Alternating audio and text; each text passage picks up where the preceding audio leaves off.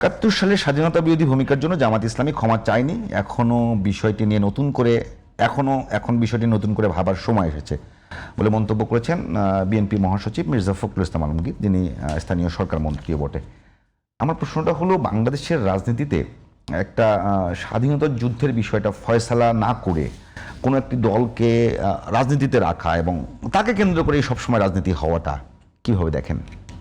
না, প্রথমত হলো যে এটা কথা তো সত্য, আমাদের মহান মুক্তিযুদ্ধে একটা বিরাট শক্তি ছিল যারা বাংলাদেশটা চায়নি, এবং স্বাধীন বাংলাদেশের পরেও তারা বুক ফুলিয়ে চলছে এবং এখন পর্যন্ত চলছে। মুক্তিযুদ্ধকালীন সময় জামাত ছিল একটা মিলিটেন্ট ফোর্স হিসেবে দ্বিতীয় সারিতে, প্রথম সারিতে ছিল কিন্তু মুসলিম লীগ।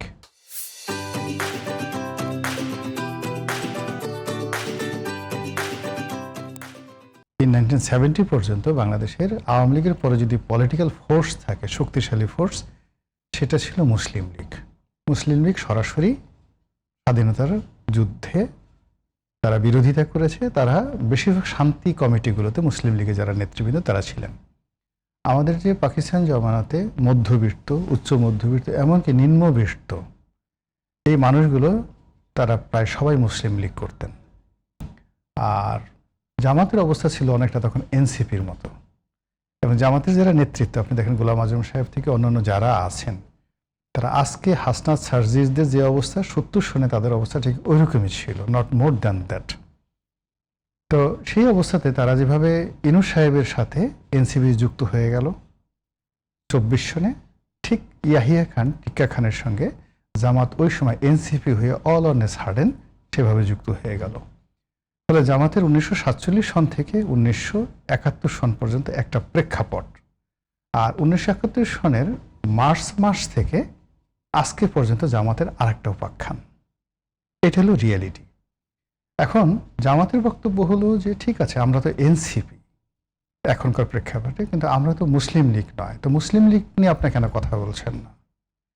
তাদের মুসলিমের রাজনীতিতে নাই, এখন কেন কথা বলবে? ওটাই তো, তারা আপনারা মুসলিম লীগ নিয়ে কথা বলছেন না, মুসলিম লীগের কারো বিচার করছেন না। তারা বলছেন মির্জা ফখরুল সাহেবের বাবা, তিনিও মুসলিম লীগার ছিলেন, তিনিও তো সংসদ সদস্য ছিলেন, তো তার বিচার কেন হবে না? আমরা কেন জামাত? আমরা তো এনসিপি, কচি বাবু, কচি খোকা, এত বাচ্চা ছেলেদেরকে কেউ কেউ কোনো বিচার করে?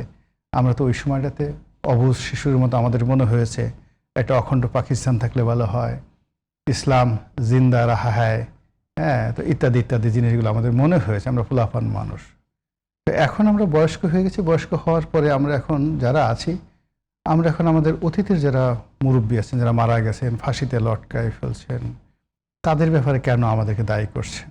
আমরা তো এই প্রজন্মে স্বাধীন বাংলাদেশে জন্মগ্রহণ করেছি। যদিও আমরা জয় বাংলা বলি না, পতাকা আমাদের ভালো লাগে না, রবীন্দ্রসঙ্গীত বা রবীন্দ্রসঙ্গীত আমাদের ভালো লাগে না, কিন্তু নজরুল গীতি তো আমাদের ভালো লাগে। আমাদের নজরুল ইসলাম হিন্দু মানুষ এসে কেন দাঁড়িয়ে রাখবে, লম্বা লম্বা চুল রাখবে? রবীন্দ্রনাথের কথা বলছেন? হ্যাঁ হ্যাঁ হ্যাঁ, এটা আমাদের ব্যক্তিগত অভিরুচির ব্যাপার। রবীন্দ্রনাথ যদি আমাদের মতো দাঁড়িয়ে রাখতেন, এক মুষ্টি দাড়ি, খোঁচা খোঁচা দাড়ি, আমাদের মতো চুল কাটতেন, পাজামি পরতেন, আমরা তার জিনিসগুলো মেনে নিতাম। এভাবে অনেকের আবার আমরা মেনে নেই। অনেক হিন্দুদের সাথে এখন ধরেন এই যে পিনাকির সাথে আমাদের ভালো সম্পর্ক আছে না, যে আমাদের ভালো সম্পর্ক আছে, হিন্দু বলে তো তারা সেটা কাউকেই করে না। কিন্তু রবীন্দ্রনাথকে নিয়ে তাদের মেন সমস্যা হলো যে এত বড় বড় দাড়ি, তারা আবার ডাকে গুরুদেব। সেই গুরুদেবের সঙ্গীত আমরা গান গাবো, আমার সোনার বাংলা আমরা ভালোবাসি, এসছে আমাদের বিষ খেয়ে মরে যাওয়া ভালো। এটা হলো একান্ত তাদের ব্যক্তিগত অনুভূতি। সেই অনুভূতির জায়গায় তারা বলছে এটা তো কোনো ক্রিমিনাল অফেন্স না, এটা আমাদের একটা ব্যক্তিগত অনুভূতি। আমাদের এখন রবীন্দ্রনাথকে দেখলে ভালো লাগে না, যেভাবে বঙ্কিমের মুসলমানদের দেখতে ভালো লাগতো না। এই জিনিসগুলো এখন এই সময়টাতে তাদের বক্তব্য হলো ঠিক আছে, আমরা যদি এখন বলি যে ঠিক আছে, আমরা 71 সনে আমাদের পূর্বপুরুষ, আমাদের উত্তরসূরি যারা ছিলেন তারা মারাত্মক ভুল করেছে, অন্যায় করেছে, আমাদের লাভটা কি? তারেক রহমান সাহেবকে আমাদের ক্ষমতায় বসাবেন, জাতীয় সরকার করবেন, আমাদেরকে কারো 4-5টা মন্ত্রী দেবেন, মিনিস্টার দেবেন? যদি তা না দেন তো অযথা আপনি পেটেও দিবেন না, পিঠেও মারতে চাইবেন, পেটে খাবারও দেবেন না, কিল মারার গোসাই। তো এই যে কথাবার্তাগুলো সরকারের যারা লোকজন আছে তাদের এই কথাবার্তা শুনে আসলে জামাতের লোকজন তার মেজাজ হারিয়ে ফেলছে।